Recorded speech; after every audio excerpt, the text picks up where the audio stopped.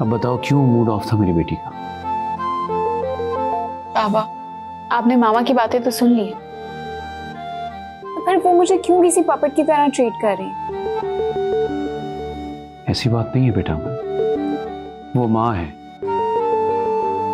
और हर माँ अपनी बेटी पर अपना हक जताती है, और एक माँ होने की हैसियत से वो ऐसा कर सकती है बेटा। वो अपनी खुशी के खातिर मुझे इतनी जल्दी शादी करने पर मजबूर क्यों कर रही है? बेटा, उसने अपनी जिंदगी की हर खुशी तुम्हारे नाम की। मेरी दूसरी शादी की वजह मुझे छोड़कर वो जा सकती थी तुम्हें, लेकिन तुम्हारी खातिर उसने इस घर में रहना कबूल किया, सिर्फ तुम्हारी खातिर। तब उन्होंने ऐसा नहीं किया तो वो अब ऐसा क्यों कर रही है? और आपको क्या हो गया है? आप क्यों मामा की इतनी साइड ले रहे हैं? तो मैं उसकी साइड नहीं ले रहा, आपको हकीकत से आगाह कर रहा हूँ। अब उसका भाई उसे बाहर बुला रहा है तो मैं उसे कैसे मना कर सकता हूँ? लेट हर गो। कहीं आप भी तो मामा से जान छुड़वाना तो नहीं चाह रहे?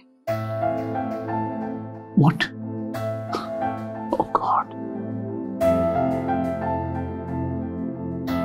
ऐसा नहीं है बेटा, मैं अपनी जिंदगी में मसरूफ हूँ। माँ जी का कोई पता नहीं कल आने वाले वक्त में क्या हो, और ऐसे में मैं नहीं चाहता कि वो तन्हा जिंदगी गुजारे। अगर वो कोई फैसला कर रही है तो उसको करने दो बेटा। आप दादू के बारे में क्यों नहीं सोच रहे? अगर तुम्हारी शादी अली से हो जाती तो हमारी दादू को भी कोई मसला नहीं होता। वाह, बड़ा अक्लमंदी वाला फैसला है ये। मतलब सोच समझ के प्लानिंग की गई है। ये क्या कह रही हो? सही तो कह रही हूँ। मामा अब भी अपनी फिक्र से आजाद हो जाएंगी, आपका मसला भी हल हो जाएगा, दादू की जिम्मेदारी भी सर पे नहीं पड़ेगी, घर दामाद भी मिल जाएगा, और जो एहसान है वो भी आप पूरा कर लेंगे। बिल्कुल ठीक प्लानिंग की आपने। अमल, अमल मेरी